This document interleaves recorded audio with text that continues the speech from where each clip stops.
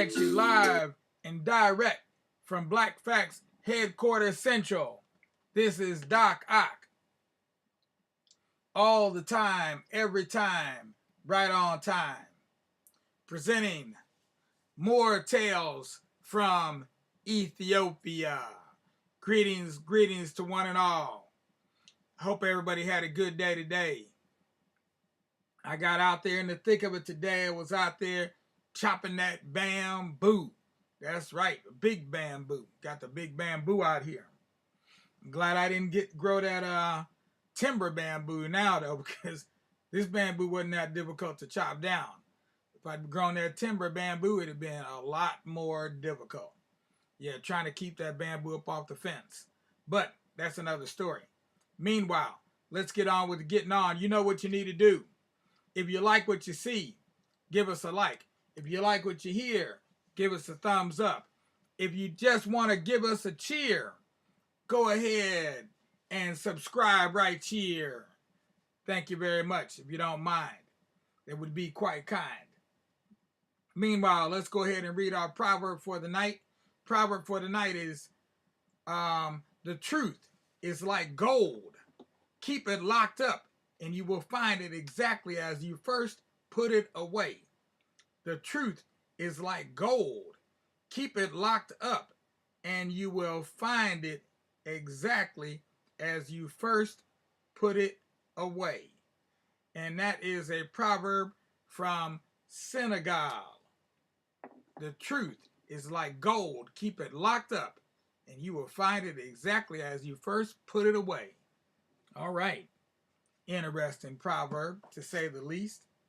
And now, for more tales of Abunawas.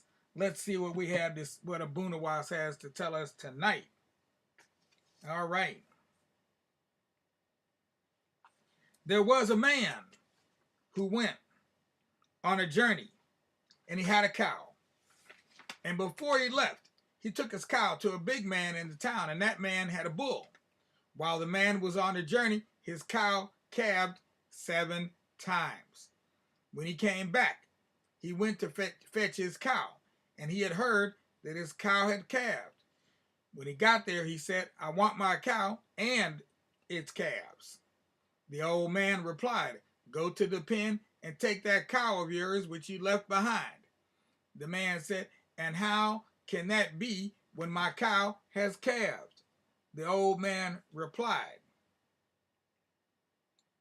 "It is my bull which has calved.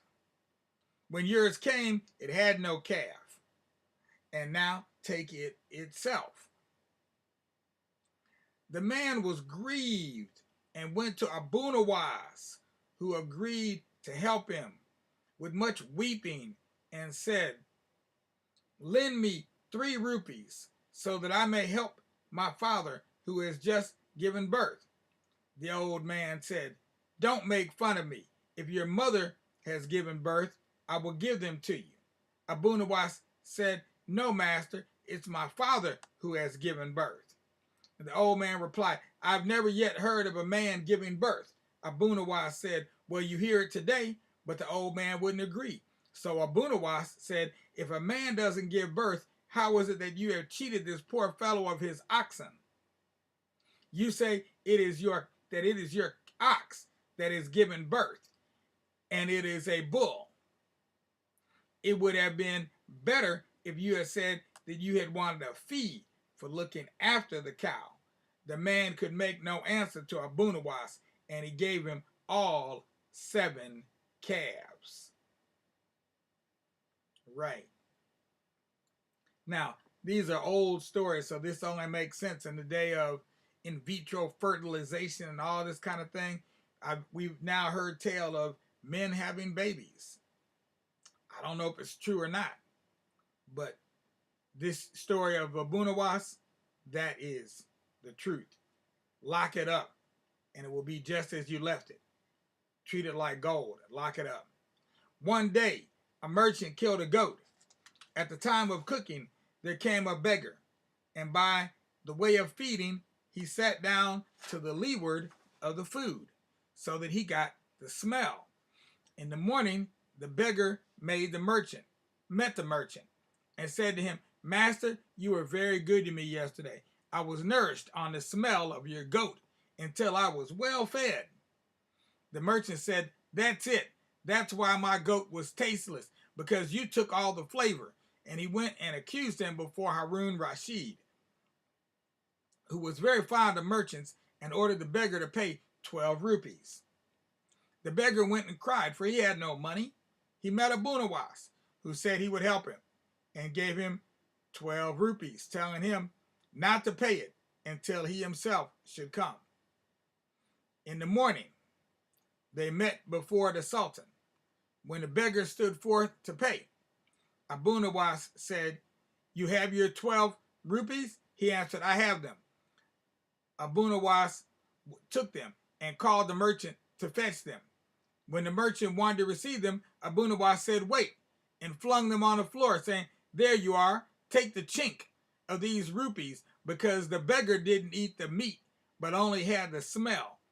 The merchant was astonished at the wisdom of Abunuwas and was defeated.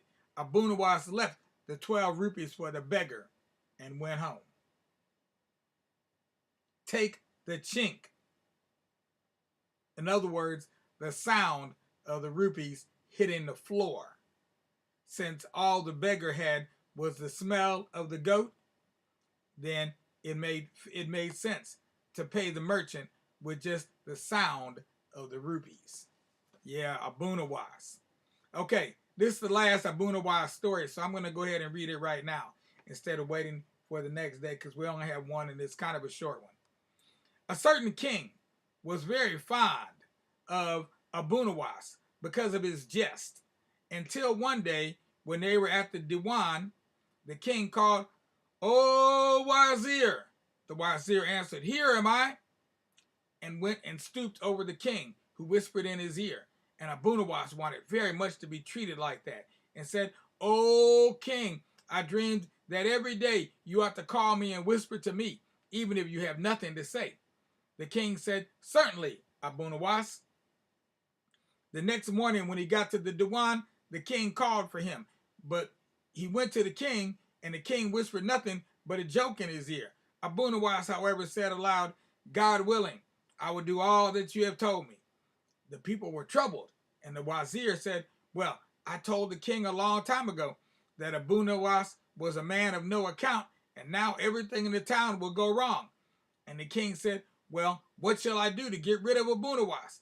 The youngest there said to him, "Arrange that every man who comes here tomorrow has an egg wrapped in his girdle. And when the Diwan is over, you must say, 'Everybody who is present must lay an egg. And if anyone doesn't lay it, I will kill him.' Abunuwas doesn't know of this, so he will be defeated and he will die." The king did as he suggested, and when he made his edict, the next morning, everybody except Abunuwas produced an egg. The king said to Abunuwas, "This is no joke. If you don't produce an egg, you shall die." Abunuwas replied, "The reason I haven't laid an egg is that all these people are hens and I am a cock." In other words, a male chicken. The king was defeated and told him he could go. Abunuwas. Abunuwas. What a wise man is he. Some think he's a fool. Some think he's a pain. Some think he's the wisest man in the whole dang land. Abunuwas.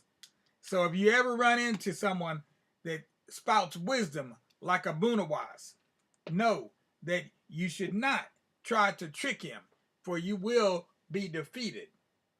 Instead, you should make that person a friend for life. Yes, because it pays to have somebody like Abunuwas in your corner and on your side. You certainly don't want to have to go up against Abunuwas.